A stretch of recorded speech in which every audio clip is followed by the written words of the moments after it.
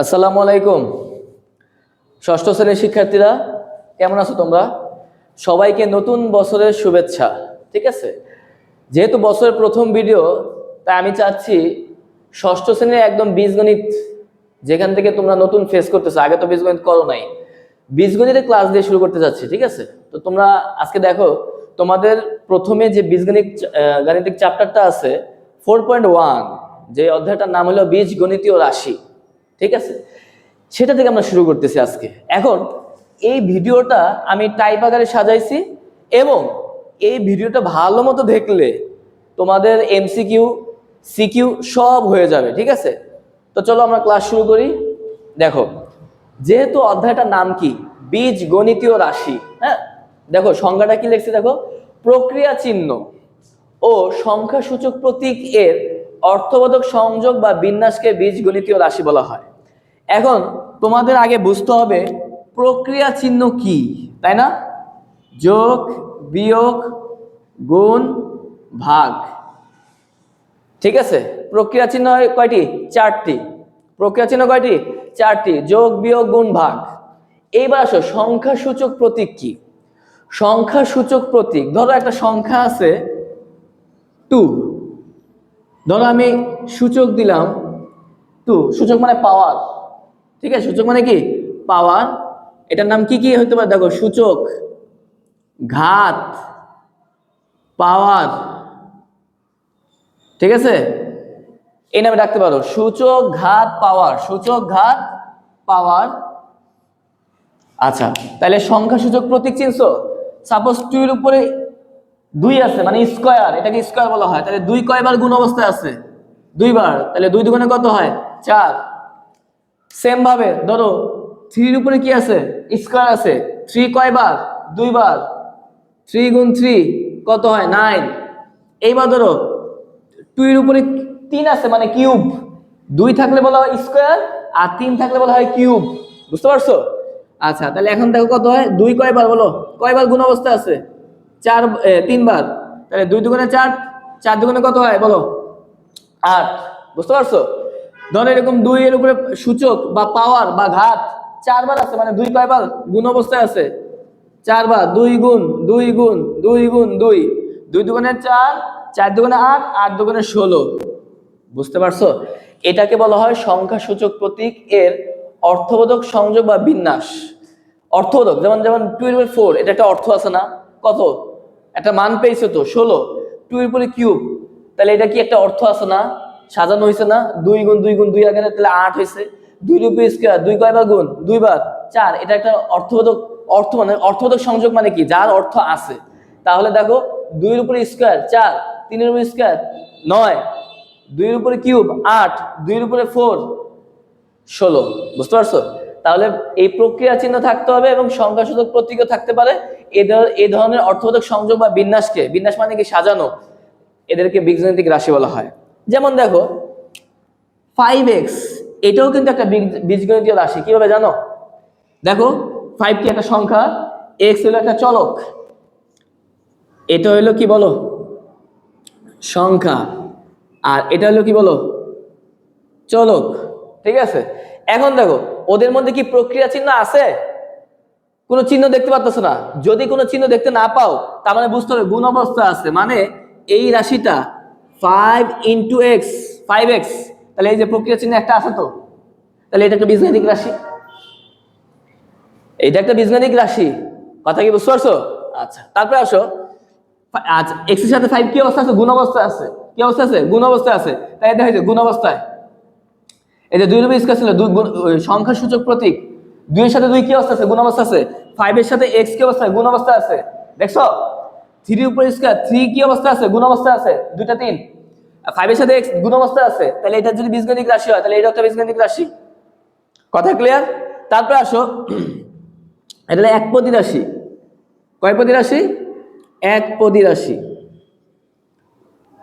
একপদী রাশি। ঠিক আছে, তোমাদের একটা জিনিস আমি বলে দিই, শোনো, প্লাস মাইনাস যদি থাকে যে রাশির ভিতরে, তারা আলাদাভাবে কাউন্ট হবে। প্লাস মাইনাস থাকলে এটা একটা নোট লিখে নিবা তোমরা। প্লাস মাইনাস থাকলে আলাদা পদ কাউন্ট হবে, আলাদা পদ বিবেচনা করা হবে, বিবেচনা করা হবে। কথা বুঝছো? প্লাস মাইনাস থাকলে আলাদা পদ বিবেচনা করা হবে, কিন্তু গুণ ভাগ থাকলে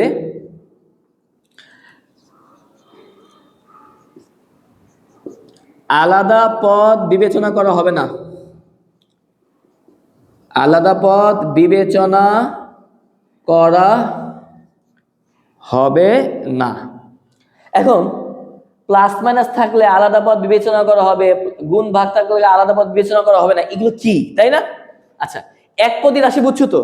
এবার দেখো 2x প্লাস 3y, ভালো মতো দেখো 2x প্লাস 3y, 2x একটা বীজগাণিতিক রাশি, একপদী, 3y একপদী, প্লাস মাইনাস, এই যে প্লাস মাইনাস, তাহলে প্লাস আছে তো, তাহলে আলাদা পদ বিবেচনা করা হবে, মানে এটা একটা পদ এটা একটা পদ, তাহলে এটার নাম আমি কি দিতে পারি বলো?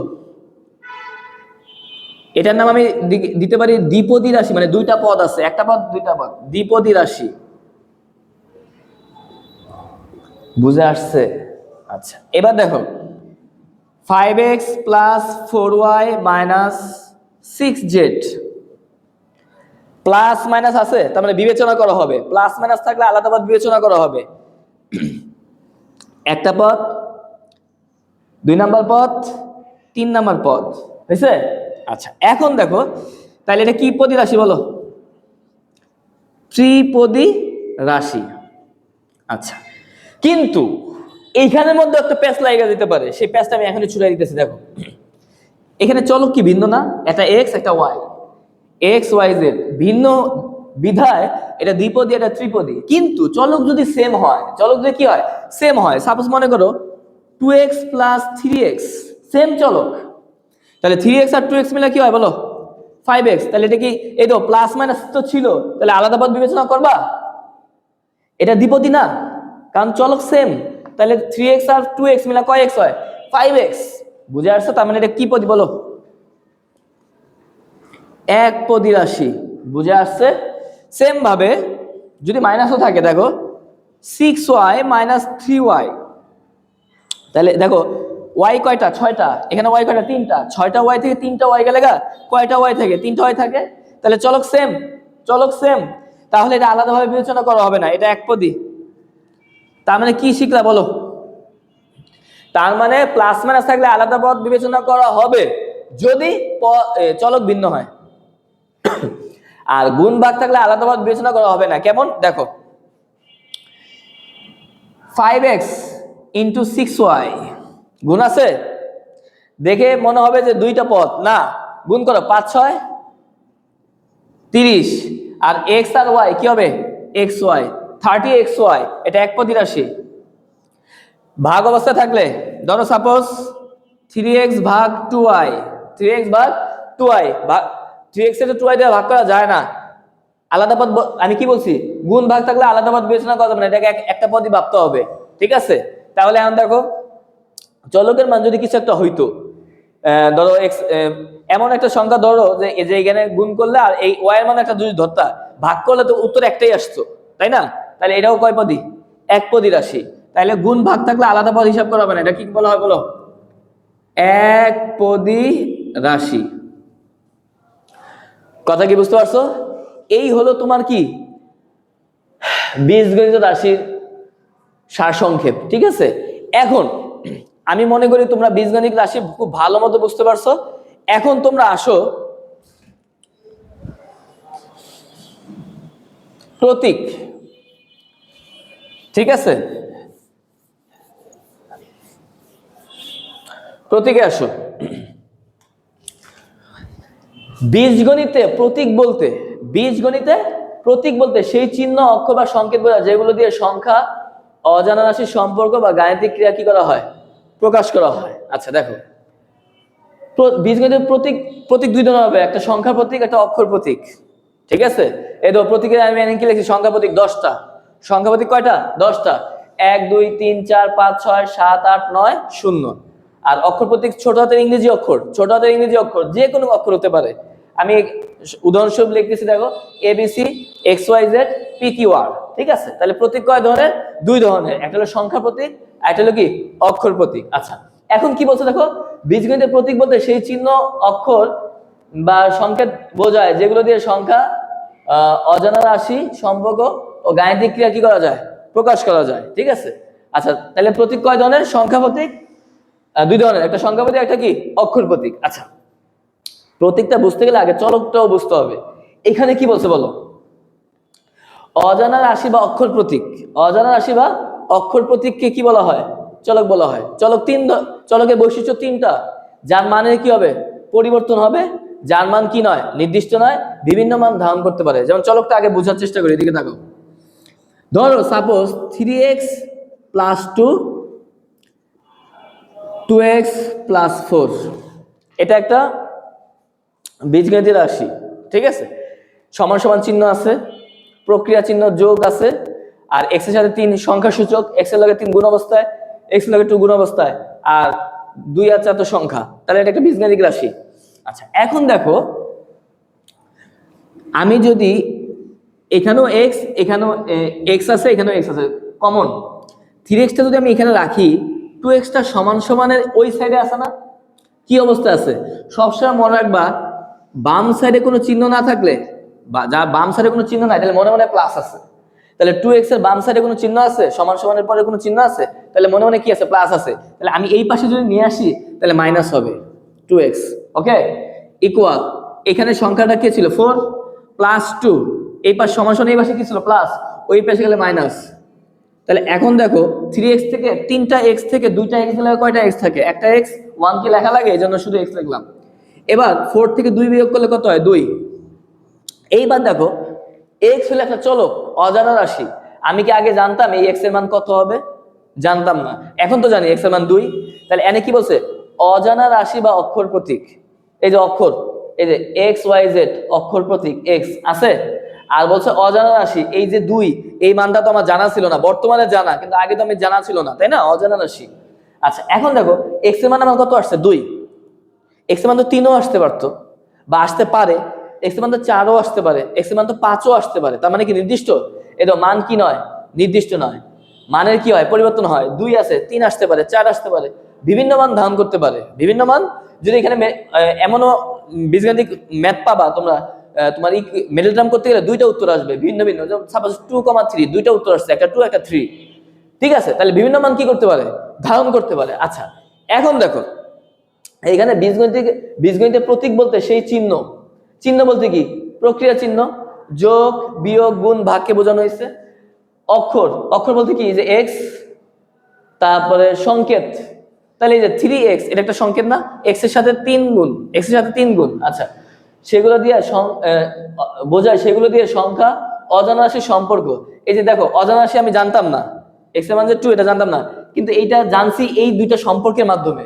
সম্পর্ক ও গাণিতিক ক্রিয়া, এটা একটা গাণিতিক বাক্য প্রকাশ করা হয়, তাকে কি বলা হয়? প্রতীক বলা হয়, ঠিক আছে? আচ্ছা, এখন চলক গেল, এবার আসো প্রক্রিয়া চিহ্ন। প্রক্রিয়া চিহ্ন কয়টি বলো? 4টি। যোগ বিয়োগ গুণ ভাগ, যোগ বিয়োগ গুণ ভাগ, এটাকে আমরা পাটিগণিতের ভাষায় বলি যোগ বিয়োগ গুণ ভাগ। আর বীজগণিতে দেখো, এই তো বীজ লেখা আছে, প্লাস মাইনাস, গুণের 3টা না, মনে রাখবা, এমসিকিউ তো আসে। Multiplication, dot, into, dot, into. কথা বুঝছো? তাহলে আবার বলো তো, গুণের কয়টা নাম? 3টা, একটা মাল্টিপ্লিকেশন, একটা ডট, একটা ইনটু। আর ভাগকে তোমার ডিভিশন বলবা। ভাগকে কি বলবা বলো? ডিভিশন। কথা কি বুঝাতে পারছি? এখন দেখো এই অধ্যায়ের মোটামুটি যা জানার দরকার ছিল মোটামুটি সবগুলো জানতে পারছো। এখন আমরা ম্যাথে চলে যাব। হ্যাঁ, টাইপ 1-এ। এখন দেখো টাইপ 1-এ আমার কি আছে বলো? প্রথমটা কি আছে বলো? প্রথমটা আছে 8x, 8x। আর আমি টাইপ 1-কে সাজাইছি বীজগণিতীয় রাশির অর্থ। যেমন 8x, এইটা দ্বারা কি বোঝায় বা এটার অর্থটা কি? এটাকে তোমরা লিখবা x এর 8 গুণ। আমি তোমাদের কি বলছিলাম? কোন রাশির মাঝখানে যদি কোনো চিহ্ন না থাকে, তাহলে মনে মনে গুণ আছে। তাহলে 8 আর x এর মাঝখানে কোনো চিহ্ন নাই, বা কিন্তু বীজগণিতিক রাশি হলে তো কি থাকতে হবে? প্রক্রিয়া চিহ্ন থাকতে হবে। এই যোগ যোগ বিয়োগ গুণ ভাগ, এই চারটার মধ্যে একটা হইলেও থাকতে হবে। তাহলে দেখো 8 এর সাথে এটা যদি আমি এখানে ভাঙ্গাই, 8 ইন্টু কত x, তাহলে x এর কয় গুণ? 8 গুণ। এই যে x এর 8 গুণ, তাহলে বীজগাণিতিক রাশির অর্থ বুঝতে পারছি। এবার আসো প্রথম পরেরটা কি বলো, a plus 5b, a plus 5b। আচ্ছা প্রথমে দেখো a এর সাথে কি প্লাস আছে, আর b এর কয় গুণ? 5 গুণ। দেখো a এর সাথে b এর 5 গুণের, এর সাথে b এর 5 গুণের, এই যে x এর 8 গুণ, তাহলে এটা কি হবে? b এর 5 গুণ, মাঝখানে কি সমষ্টি, তাহলে a এর সাথে b এর 5 গুণের কি সমষ্টি। কে কে বুঝছো হাত তোলো, বুঝতে পারছো? এবার আসো 3 নাম্বার যে কোশ্চেনটা আছে 3x মাইনাস 2, 3x মাইনাস 2। এবার দেখো প্রথমে গুণ আছে, দেখো x এর কয় গুণ? 3 গুণ। x এর 3 গুণের সাথে x এর 3 গুণ থেকে 2 বিয়োগ, দেখো x এর 3 গুণ থেকে 2 বিয়োগ, বুঝতে পারছো? x এর 3 গুণ থেকে 2 কি বিয়োগ, তাহলে বীজগাণিতিক রাশির অর্থ বা কি বোঝায়, বুঝতে পারছি। এবার আসি আমরা 4 নাম্বার, এগুলো সোজা, যারা এর আগের কথাগুলো আমার বুঝতে পারছো এর জন্য এগুলো সোজা। তারপরে দেখো a x এর a ও x এর, এটা দুইটাই কিন্তু কি অক্ষর, এখানে কোনো সংখ্যা নাই, সংখ্যা খালি নিচে আছে। a ও x এর গুণফলের সাথে b ও y এর গুণফলের সমষ্টিকে 4 দিয়ে ভাগ, a ও x এর গুণফলের সাথে b ও y এর গুণফলের সমষ্টিকে, মানে প্লাস, মাঝখানে প্লাস আছে, দেখো 4 দিয়ে ভাগ। দেখো তাইলে a ও, প্রশ্নটাকে তুলে নেই, দেখো ax plus by divided by 4 কি বোঝায়? দেখো a ও x এর গুণফলের সাথে b ও y এর গুণফলের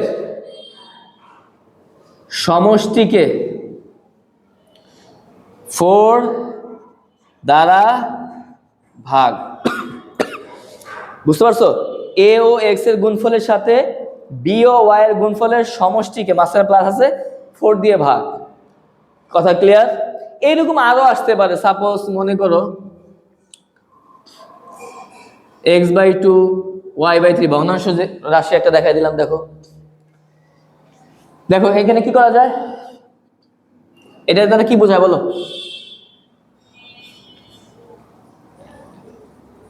x ও 2 এর ভাগফলের সাথে y ও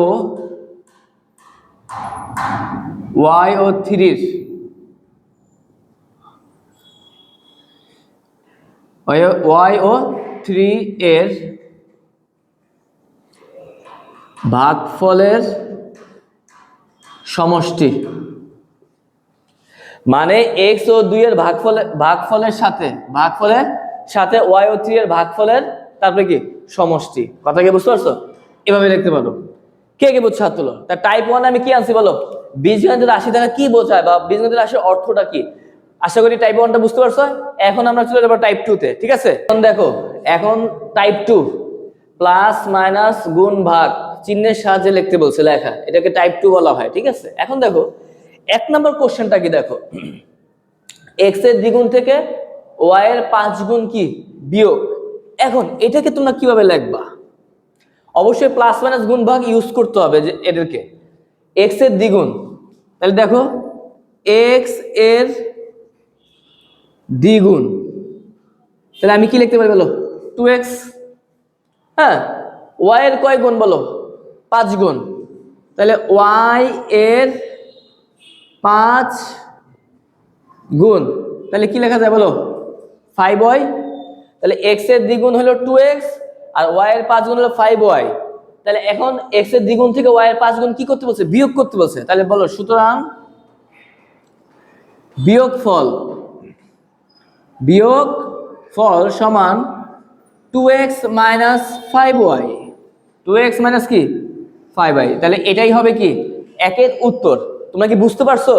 এখানে বলছিল x এর দ্বিগুণ, দ্বিগুণ মানে কি 2, y এর 5 গুণ, 5 গুণ মানে কি 5, তাহলে y এর 5 গুণ তাহলে 5y, আর x এর দ্বিগুণ 2x, তাহলে বিয়োগফল করতে বলছে, তাহলে এটা থেকে এটা বিয়োগ করবা।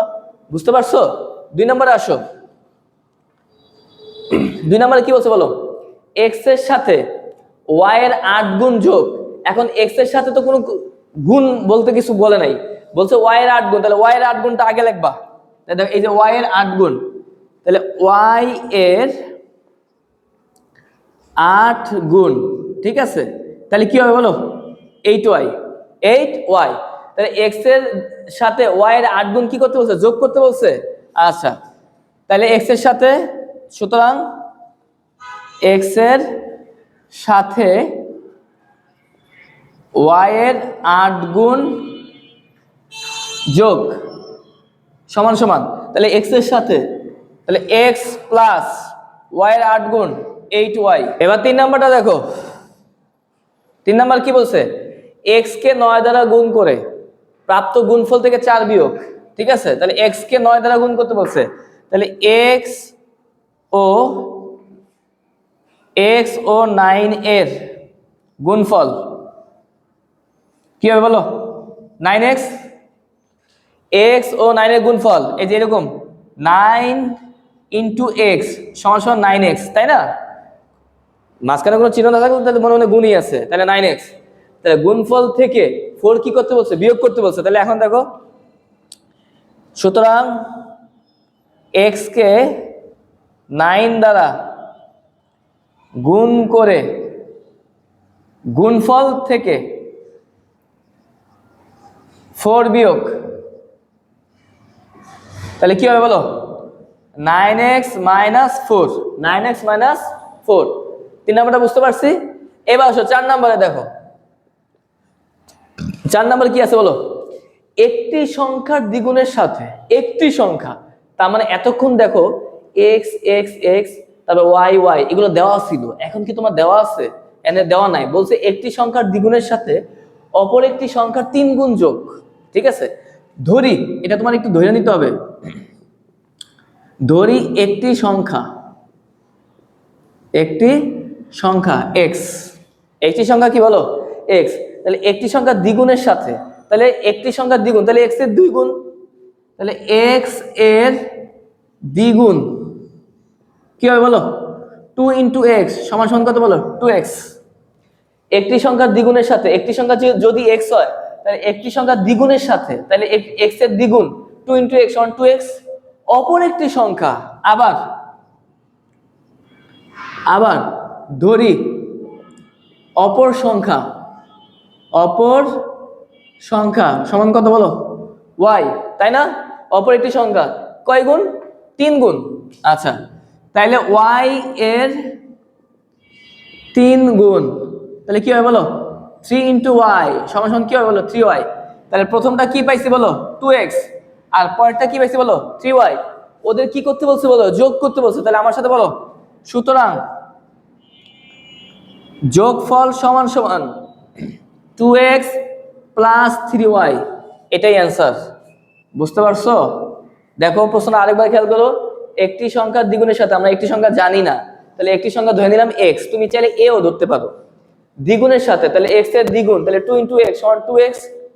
অপর একটি সংখ্যা, ধরি অপর সংখ্যা কত? y। অপর একটি সংখ্যার কয় গুণ? 3 গুণ, তাহলে 3 ইন্টু y, তাহলে কি হবে? 3y। ওদের মধ্যে কি করতে বলছে? যোগ। তাহলে প্রথমটা কি পাইছো? 2x, পরেরটা কি পাইছো? 3y, তাহলে 2x প্লাস 3y। বুঝতে পারছো? এই হলো তোমার কি টাইপ 2 প্লাস মাইনাস গুণ ভাগ চিহ্নের সাহায্যে লেখা বীজগণিতিক রাশি, ঠিক আছে? এখন দেখো টাইপ 3, বীজগণিতীয় রাশির পদ নির্ণয়। পদ কয়টা এবং কি কি, ঠিক আছে? এখন পদের ধারণা একটু আগে তোমাদের দেওয়া হয়েছিল, হ্যাঁ? এখন তাও তোমাদের আবার নতুন করে আমি দেখাচ্ছি। দেখো নোট, প্লাস মাইনাস থাকলে কাউন্ট হবে চলক ভিন্নে, কাউন্ট হবে কিন্তু চলক ভিন্ন হইতে হবে। গুণ ভাগ থাকলে কাউন্ট হবে না, গুণ ভাগ থাকলে কাউন্ট হবে না, ঠিক আছে। এখন দেখো এটা মানে কি, এই কথাগুলো অর্থ কি একটু আগে আমি বলছিলাম, তারপর আবার বলতেছি। প্রথমটাই দেখো 4x plus 3y plus minus plus আছে, কাউন্ট হবে, মানে পদ কাউন্ট হবে। এই যে 4x এটা একটা বীজগাণিতিক পদ, 3y এটা একটা আলাদা বীজগাণিতিক পদ, তাহলে এখানে কয়টা পদ? দুইটা পদ। তাহলে আমি কি বলতে পারি, দুটি পদ আছে, যথা এক নম্বরে কি লিখতে বলে বলো 4x, দুই নম্বরে কি বলো 3y। বুঝতে পারছো?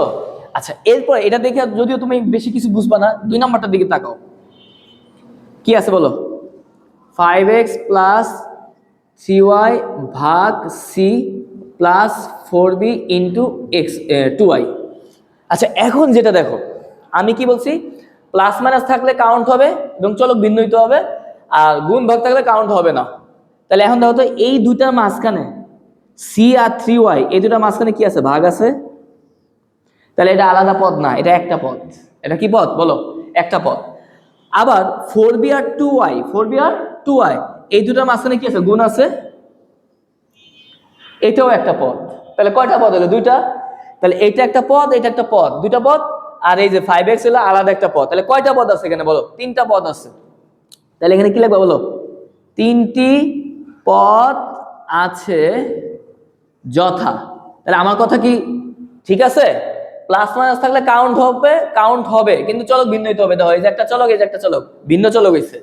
আর গুণ ভাগ থাকলে কাউন্ট হবে না। ওই দুইটাকে যাদের মধ্যে ভাগ সম্পর্ক দুইটা মিলে একটা, যাদের মধ্যে গুণ সম্পর্ক দুইটা মিলে একটা। বুঝাইতে পারছি? এইবার আসো, এখানে তিনটা পদ আছে, কি কি বলো? এক নাম্বারটা কি বলো, 5x। দুই নাম্বারটা কি বলো, 3y ভাগ c। তিন নাম্বারটা কি বলো, 4b ইন্টু কত, 2y। বুঝতে পারছো? তিনটি পদ আছে, একটা 5x, একটা 3y ভাগ c, একটা 4b ইন্টু কত, 2y। ক্লিয়ার? আচ্ছা, এইবার আসো তিন নাম্বারটা। তিন নাম্বারটা কি আছে বলো? আচ্ছা, 3a, এখানে আমি প্রশ্নটা তুললাম না, এখানে তোমরা অটোমেটিক বুঝে ফেলছো। এটা 3a আর b এর সাথে কি গুণ অবস্থা, তাহলে কাউন্ট হবে না, দুইটা মিলে একটা। তারপরে 2x আর 3y, 2x আর 3y ভাগ অবস্থা, তাহলে এবার একটা, একটা দুইটা, এটা আলাদা এটা আলাদা। দেখো 8y 5z চলক ভিন্ন। আচ্ছা, তাহলে এখানে কি কি আসতেছে বলো তো? এখানে চারটি পদ আছে। কয়টি পদ আছে বলো? চারটি পদ আছে। কি কি বলো? এক নাম্বারটা কি বলো, 3a ইন্টু b। দুই নাম্বার 8y। তিন নাম্বার 2x ভাগ 3c, ঠিক আছে। আর চার নাম্বারটা কি বলো, 5z। বুঝছো? তাহলে আশা করি তোমার এখন বীজগাণিতিক রাশির পদ নির্ণয় এবং কি কি পদ সংখ্যা কয়টি এবং কি কি এটা লিখতে কোনো সমস্যা হবে না, এটা পরীক্ষায় আসে, ঠিক আছে। এইবার দেখো টাইপ 3 কি কমপ্লিট না, এবার টাইপ 4 এ চলে যাও। কি বলছো বলো, সহগ নির্ণয় এবং আক্ষরিক সহগ নির্ণয়, ঠিক আছে। এখন সহগ নির্ণয়টা কি, সহগ মানে কি? দেখো আমি এখন বর্তমানে কি একা আছি, আমার পাশে কেউ নাই, ঠিক আছে। ধরো আমার পাশে আরেকজন আছে, তাহলে আমার সহগ হলো সে, ঠিক আছে। তাহলে এখন ধরো সাপোজ 8x, আমি যদি বলি x এর সহগ কত, x এর পাশে কি আছে বলো, 8। তাহলে সহগ মানে পাশে থাকা, যে তোমার পাশে থাকবে সেটাই সহগ। তাহলে আমরা যখন বেঞ্চে বসি, তুমি যদি মাঝখানে বসো, তাহলে তোমার এই সাইডে যে আসে সেও তোমার সহগ, তোমার ওই সাইডে যে আসে সেও তোমার সহগ। বুঝতে পারছো? তাহলে এখন দেখো এখানে এক নাম্বারটা দেখো কি আছে বলো, 8x, তাই তো।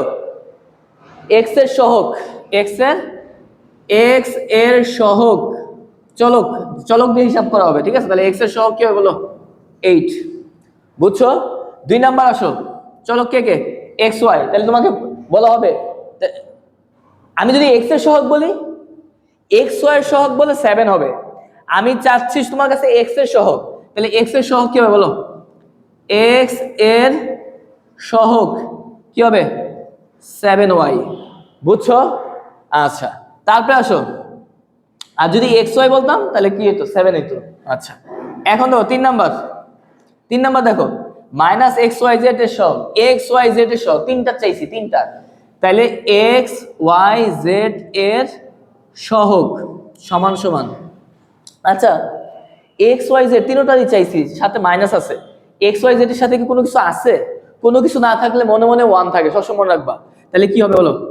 -1, বুঝছো? আচ্ছা তারপর আসো 4 নাম্বারটাতে এক্স এর সহগ কি হবে বলো? এক্স এর সহগ, এক্স এর সহগ, এক্স এর সহগ, দেখো এক্স এর সাথে কেউ আছে? আছে কি? শুধু 2 না, অনেকে ভুলে 2 লেখে, -2, তাহলে এক্স এর সহগ হবে কি বলো? -2, বুঝছো? এটা হলো সহগ নির্ণয়, কি নির্ণয়? সহগ নির্ণয়। আচ্ছা এখন দেখো এখানে আমি এক্স এর সহগ চাইছি বিধায় এখানে 7y হইছে, আমি যদি এক্স ওয়াই এর সহগ চাইতাম তাহলে শুধু 7 হইতো, এই যে আমি এখানে 7y লিখছি, ঠিক আছে? আচ্ছা যাই হোক, এখানে 1 নাম্বার দেখো, এখানেও যদি আমি সেম এক্স এর সহগ চাই, আক্ষরিক সহগ, আক্ষরিক মানে কি? অক্ষর, এখানে তো দুইটাই অক্ষর, বি এবং এক্স দুইটাই তো অক্ষর, তুমি যে কোনোটা চাইতে পারো। তোমার পরীক্ষা যদি বলে দেয় এক্স এর সহগ বের করতে, তাহলে এক্স এরটা বের করবা, আর যদি বলে তাই তুমি যে কোনো একটা লিখতে পারো। আমি যদি বলি এক্স এর সহগ কত? বি, আমি যদি বি এর সহগ কত? এক্স, যা মন চায় তাই লিখতে পারো, সমস্যা নাই যদি না বলে, ঠিক আছে? তাহলে এক্স এরটা চাইলে কি হবে বলো? এক্স এর সহগ কি হবে বলো? বি। 2, এখানে এক্স এর সহগ কি হবে বলো? পি কিউ, এক্স এর সহগ পি কিউ, বুঝো? তারপর 3 নাম্বার, এখানে তো mx প্লাস সি আছে, mx প্লাস সি, তাহলে এক্স এর সাথে তো m আছে, সি তো নাই, সি তো আলাদা পদ, তাই না? আমি বলছি না প্লাস মাইনাস থাকলে পদ আলাদা কাউন্ট হবে, এখানে প্লাস আছে, তাহলে সি আলাদা, সি কি আলাদা, তাহলে এক্স এর সহগ কি হবে বলো? এক্স এর সহগ কি হবে বলো? m, বুঝছি? এবার আসো ax মাইনাস bz, তোমার কাছে যদি x এর সহগ চাওয়া হয় তাহলে তুমি কি লিখবা বলো? a, আর তোমার কাছে যদি b এর z এর সহগ চাওয়া হয় z, তাহলে বলো -b, তাহলে আমি এখানে কি লিখবো বলো? x এরটা চাচ্ছি তোমার কাছে, x এর সহগ কি হবে? a, এই যে x এর সহগ a, আর যদি আমি বলি অথবা যদি আমি z এর সহগ চাই, z এর সহগ, তাহলে z এর সহগ কি হবে বলো? সমান সমান -b। কথা বুঝতে পারছো? এই হলো তোমাদের টাইপ 3 বীজগণিতিক রাশির পদ সংখ্যা কয়টি এবং কি কি, এটা টাইপ। আর টাইপ 4 আছে সহগ নির্ণয় এবং আক্ষরিক সহগ। এখন আমরা চলে যাব টাইপ 5 এ। দেখো টাইপ 5 এ আমরা একটা সিকিউ নিয়ে আসছি, সৃজনশীল নিয়ে আসছি, এই টাইপের অঙ্কই তোমার পরীক্ষায় আসবে, ঠিক আছে? এই অধ্যায় থেকে। এখন দেখো প্লাবন 6টি কলম ও 3টি খাতা, তাহলে কলম কয়টা? 6টা, আর খাতা কয়টা? 3টা, এবং শ্রাবণ 4টি কলম এবং 5টি খাতা কি করছে? ক্রয় করছে। তাহলে দুইজন ব্যক্তি, এখানে একটা প্লাবন, দেখো এখানে কে কে আছে বলো? প্লাবন, আরেকজন কি বলো? শ্রাবণ। তাহলে প্লাবনের তথ্য আলাদা, শ্রাবণের তথ্য আলাদা। শ্রাবণ 4টি কলম ও 5টি খাতা কি করেন? ক্রয় করেন। আচ্ছা, একটি কলমের মূল্য x টাকা, একটি খাতার মূল্য y টাকা, তাহলে কলম x, খাতা y, ওকে? প্লাবনের মোট খরচ বীজগণিতিক রাশির মাধ্যমে দেখাইতে বলছে, শুধু প্লাবনেরটা দেখাইতে বলছে। আর ক্ষতে বলছে দুইজনের মোট খরচের পরিমাণ কত হবে তা নির্ণয় করো। আর x এর মান যদি 15 আর y এর মান যদি 25 হয়, তবে প্লাবন ও শ্রাবণের খরচের অনুপাত বের করতে বলছে, ঠিক আছে?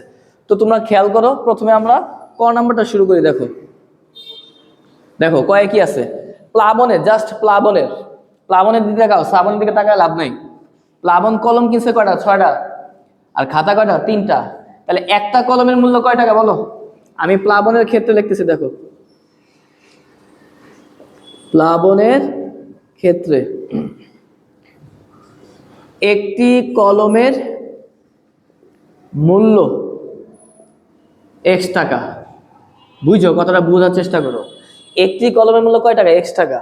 তাহলে প্লাবন কয়টা কলম কিনছিল? 6টা, তাহলে সুতরাং 6টি কলমের মূল্য 6 × x = 6x টাকা। কথা বুঝো? তাহলে প্লাবনের ক্ষেত্রে কলমের 6টা কলমের মূল্য 6x পেয়ে গেছি। এবার খাতা কিনছিল কয়টা? 3টা, তাহলে কি লিখবা বলো? তাহলে বলো আবার একটি খাতার মূল্য, খাতা দেখো y টাকা, একটি খাতার মূল্য y টাকা, তাহলে কয়টি খাতা?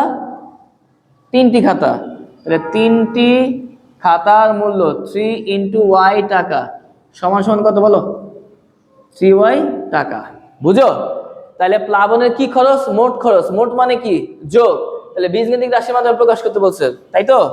তাহলে দেখো বীজগণিতীয় রাশি, বীজগণিতীয় রাশি। তাহলে প্রথমটা কি ছিল বলো? কলম, 6টি কলম। তাহলে কত? 6x।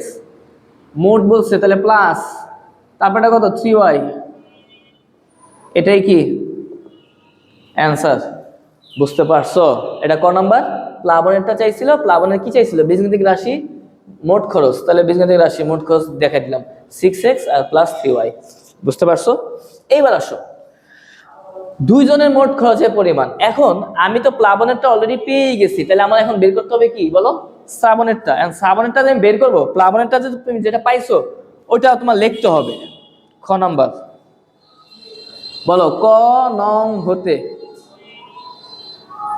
হ্যাঁ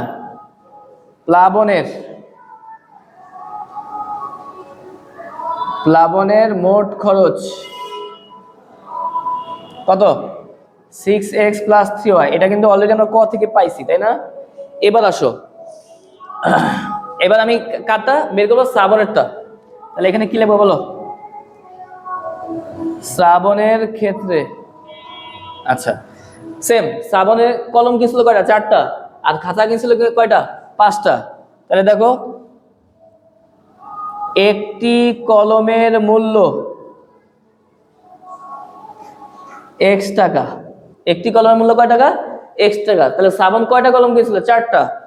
তাহলে অতএব 4টি কলমের মূল্য, তাহলে কি হবে বলো?